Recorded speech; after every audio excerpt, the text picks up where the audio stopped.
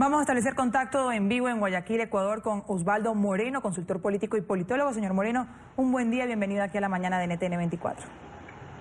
Buenos días, un gran saludo a NTN 24, el canal de las Américas. ¿Realmente podemos estar frente a un panorama político en el cual en América Latina se dé un giro hacia la derecha finalmente? Bueno, eso es parte del corsi y recorsis que ha sufrido la política en Latinoamérica los últimos, 40 años, cuando en los 70 los norteamericanos hicieron como una concesión, algunos tratadistas dicen una concesión imperial, fue la democracia a partir de los 70 y 80 en nuestros países, en los cuales, lamentablemente siempre la gran impronta, no solo los gobiernos de izquierda, sino también en su momento en los 90, los gobiernos de tinte neoliberal, siempre fue la corrupción.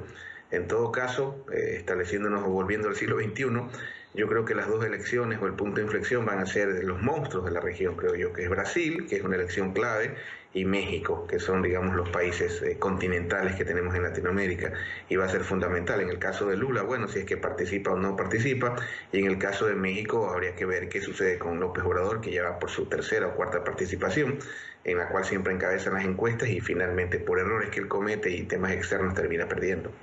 Ahora, en Cuba hablamos de un año electoral, sin embargo, unas elecciones atípicas, unas elecciones no directas, en las cuales se cierra la posibilidad a la oposición. ¿Realmente este 2018 puede ser un año de cambio político en Cuba? Bueno, ya la no presencia de los Castro genera de alguna manera por lo menos un cambio en el nombre, en el membrete. Y definitivamente, si hablamos un poco de la izquierda comunista, ortodoxa, incluso los chinos han hecho giros al mercado y usted ve ya hoy por hoy hacia dónde va China. Calculan los expertos, no yo, que en 30 años ya despojará a Estados Unidos del espacio de potencia hegemónica. Así que en ese sentido, un cambio en la isla seguramente va a generar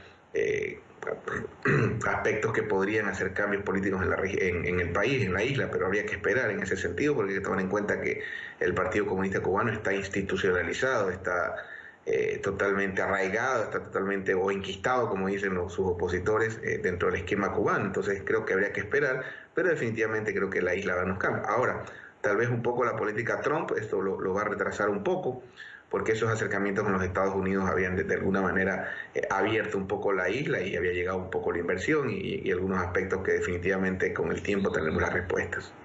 Ahora, cuando uno ve cómo cerró el 2017 en América Latina con tantos escándalos de corrupción que han permeado además las esferas políticas en distintos países de América Latina, por ejemplo en el caso Odebrecht, ¿de qué manera podría afectar ese desgaste de la cúpula política tradicional esos resultados de las elecciones de este año?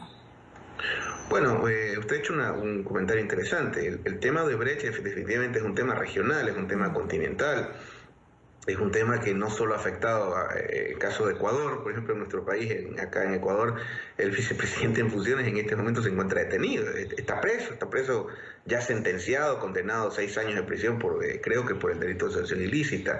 En Perú acabamos de ver a Kuczynski hablando en términos futboleros, que el fútbol usted sabe que apasiona tanto a nuestros pueblos. Digamos que a penales, en una tanda de penales en el Congreso, se salvó, y vino posteriormente el indulto a Fujimori. El tema de Brecht en Panamá está generando un escándalo, o sea, no es un tema regional, es un tema continental, diría yo, y que toca esa fibra más delicada, o esa fibra que es lo que siempre se ha condenado de la política o lo que critica la ciudadanía, que es el tema de la corrupción. En el caso, por ejemplo, de Ecuador, no solo de Brecht, el Petroecuador, los Panama Papers, yo creo que Correa, por ejemplo, tuvo ese gran problema, generó una estructura extraordinaria en materia vial, en materia de energía, pero se rodeó de gente que algunos están hoy día en los juzgados, ¿no? Entonces, en ese contexto, estamos de acuerdo, el gran problema creo que es la corrupción, que lo que hace finalmente, y le digo porque venimos monitoreándolo en casi toda Latinoamérica, es minar, es un poco debilitar primero la institucionalidad, porque tampoco es que hemos inventado la corrupción en Latinoamérica, ¿no? Esto es un fenómeno, un cáncer de todo el mundo, pero fundamentalmente el acercamiento, la cercanía o la aceptación que tienen los electores hacia la política hace que aumente ese alejamiento que en los 90 fueron los feriados bancarios, los corralitos, los colapsos institucionales, y ahora es este tema terrible, este cáncer que es la corrupción. Pues vamos a agradecer a Osvaldo Moreno, consultor político y politólogo. Sin duda tenemos por delante un año muy interesante en materia política en América Latina. Un buen día para usted. Un gran abrazo a la distancia y siempre creo que lo más importante es la transparencia al margen de la ideología que tengan los políticos. Muchas gracias. Así es, muchísimas gracias.